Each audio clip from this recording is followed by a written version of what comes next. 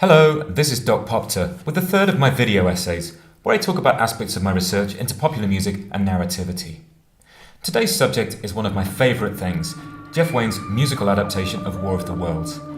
I'm going to be probing it very carefully, a bit like one of the alien tentacles in Steven Spielberg's film, to talk about one particular aspect of the work, its narrative and musical settings.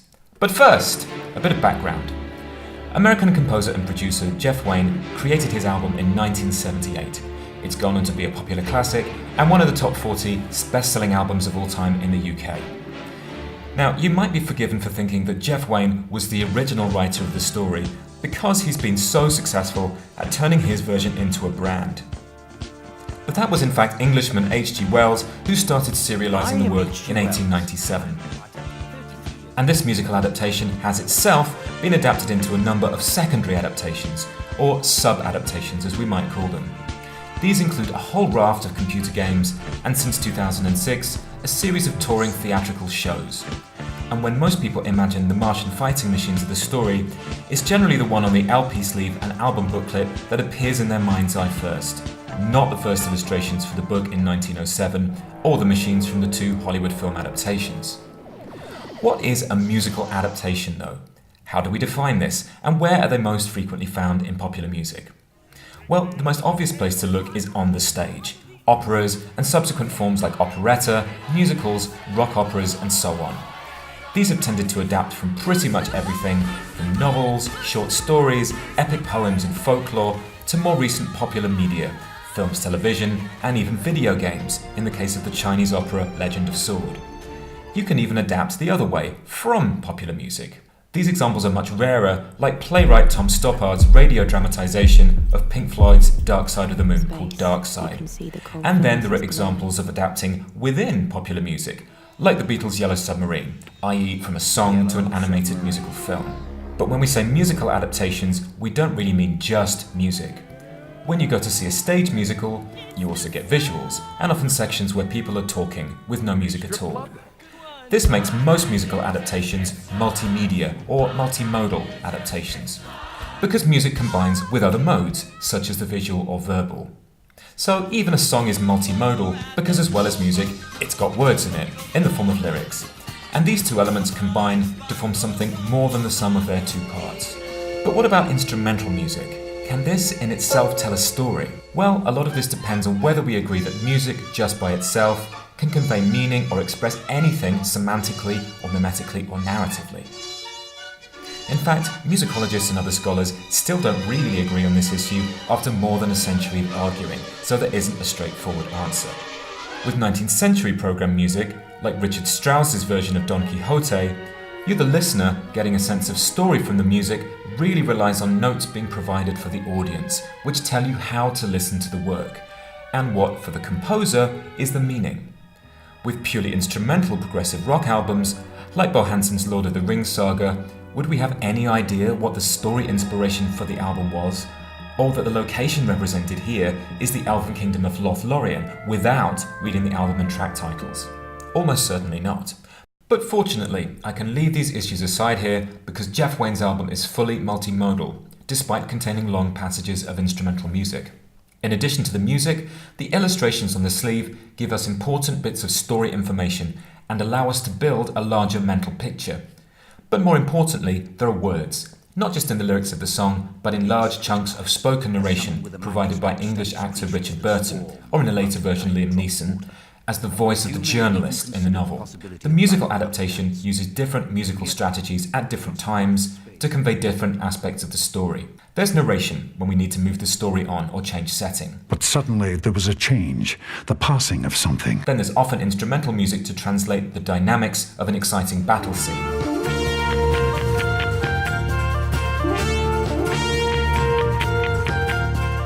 Finally, there are songs like Forever Autumn, when we want a bit of pathos or to get some more emotional insight into the characters.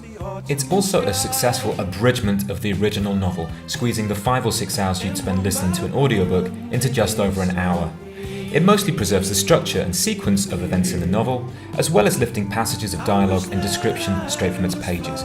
Sure, we lose a load of content. events, dialogue, and description, but the album compensates for this in lots of other ways by doing things musically that a novel can't.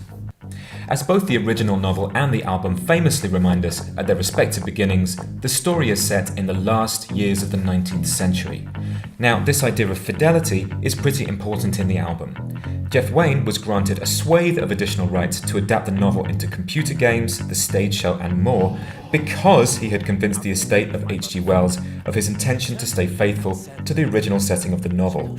And that means not just the era of the late 19th century, but also locations in the southeast of England like Horsell Common, Woking, and Ottershaw in the county of Surrey. This is in contrast to virtually every other adaptation of War of the Worlds, which have localised events and given them a contemporary setting. This started with Orson Welles' radio adaptation in 1938, which mimicked a live news report and supposedly caused panic among listeners. There's still some disagreement about whether this happened. Better documented are the deadly riots that happened when the fake local radio news report format was later repeated in Ecuador. Then there are the two major Hollywood film adaptations set in California and New Jersey. These adaptations have threatened to erase the English Victorian origins of the work in the global consciousness, which makes Wayne's work, in fact, an extremely important ambassador for its roots. However, Wayne has also been accused of steamrollering H.G. Wells' authorship by insidiously positioning his War of the Worlds as the primary, if not originary, work from which secondary adaptations like the computer games flow. But as a piece of music, there are a lot of areas where the Wayne adaptation has to depart radically from its source. Now, it's pretty straightforward to make film or television look like the late 19th century. Just use sets, period costume, and props to convince the viewer. Easy. But how do you achieve this musically? Are you going to use 19th century song types or early recording technology? Well, that would be silly. So of course you're not. This is a science fiction story about an invading alien technology, goddammit. Therefore, the sound technology has to be as modern or futuristic as possible, using the constraints of the technology of the time, which is exactly what Jeff Wayne did. So can we then talk of a musical setting of the piece as opposed to a narrative setting? I would argue that partly because of the sound production and recording technology used, in this case, yes, we can and we should.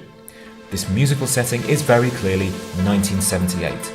We've got spacey synthesizer soundscapes, fast disco rhythms with 16-beat patterns, a dash of late prog era pomposity, slightly drippy acoustic pop songs, it's all here. The main thing that's missing from 78 is the aggression of the punk new wave that was popular in the UK at the time. Otherwise, War of the Worlds is a pretty typical product of the time it was made, and a synthesis of the prevailing pop landscape. So we have a schism here between the setting of the narrative, 1897, and the musical setting, 1978. But how precisely do these two settings relate? Let's look at some criteria that we might expect to find in a story world. I've partly drawn here from a taxonomy of the components of transmedial story worlds by media scholar Mary-Laure Ryan. So what I want to focus on here is the aspect of setting. Of course, we need to know about place itself, but we should also be able to locate the existence, i.e. characters and objects in the story, in time through how they dress and behave, which the War of the Worlds novel does plenty of. However, as well as describing how local people behave in response to the invasion, the late 19th century of War of the Worlds is heavily defined by technology. The plot hinges on how the technology of the Martian invaders is superior to that of humans of the time. In fact, if you read the novel now, it's impossible not to think about how our human military technology has advanced since 1897. And if the same Martians were to invade now, we would basically kick their alien asses. So it's this aspect of technology that's really key in Jeff Wayne's musical setting and how it captures 1978. Lots of elements in the music tell us about this. Most obviously, there are the sounds and instruments used, particularly classic 70s synths like the Minimoog or Art Odyssey. Then there's how they're used stylistically, rhythms, patterns, and arrangements that flag up genres like disco or rock or progressive rock. Finally, there are other more subtle aspects of the music like the mixing and use of reverb or stereo sound placement that, although you'll be more subconsciously aware of them, all help your brain to pinpoint a particular era of pop production. Pinpointing an era becomes more apparent the further the music recedes into the rearview mirror of the past. We see cultural residues of particular eras much more sharply in hindsight. Often when trends have passed and technologies become obsolete, they come into focus. So 1978, for those with basic pop music literacy, is much easier to identify than, for example, 2017. This becomes even more true in pop music, as writers like Simon Reynolds have pointed out, we are increasingly in the grip of retromania. The musical moment of today is much more difficult to characterize because it constantly recycles the past through sampling, pastiche, and the use of retro technology. Is this unique to music though? Well, if you're a fan of retro cinema or video games, you'll understand very well that it isn't. Visual artifacts are also loaded with residues of the past that can be identified through design choices like font, layout and color, film, video and photo capturing technologies. More and more, the use of at the time cutting-edge special effects and CGI can really date a movie. However, with film particularly, it's a lot easier to look past these temporal residues and become immersed in the intended setting of the story world anyway. This is largely a question of mimesis, or the capability of art to represent realities, physical or otherwise. If music is not a particularly mimetic art, then when we listen to it, we won't be fooled into thinking we're experiencing reality or a version thereof, like we do with a film or novel with lots of dialogue and action. Listening to music, you're immediately aware that this isn't reality, but a highly mediated representation of it, with a lot of abstraction. However, there's something that cinema understands about music, and that's this. If you want to convincingly summon a particular past era for the audience, then the most direct way to achieve this is using popular music recordings. In San Junipero, an episode from the dystopian television series Black Mirror, virtual reality technologies in the future will be sophisticated enough for users to live permanently as avatars in fully realistic virtual worlds, even after they physically die. The setting of the San Junipero simulation is a single basic location, but what varies is that you can choose which year you want to inhabit. We're first introduced to this conceit during a simulation of 1987, where the avatars mix in a nightclub setting, dancing to the pop hits of the era. As viewers, we can just about perceive that this is not reality because there is something slightly off about the simulation. This isn't the music though, which provides the bedrock for the simulation. Music binds its participants, as well as us, the audience here, to 1987 in a stable experience, where the half-remembered dance routines and looks of the era might not otherwise completely coalesce. While the musical setting of this scene is 1987, the narrative setting is an undisclosed point in the future, and it's this teasing, ambiguous interplay between the two that the intrigue throughout the episode is consistently built on. In 2012, Jeff Wayne updated his War of the Worlds with a contemporary technological gloss.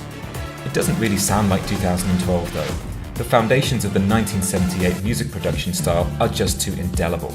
I would argue then that the musical setting that is dominant permanently binds us to 1978, despite the fidelity of the original narrative setting and the attempts to bring the music up to date. I hope you've enjoyed this video. If you have, please hit subscribe and check out my other video essays on gorillas and the history of the video album.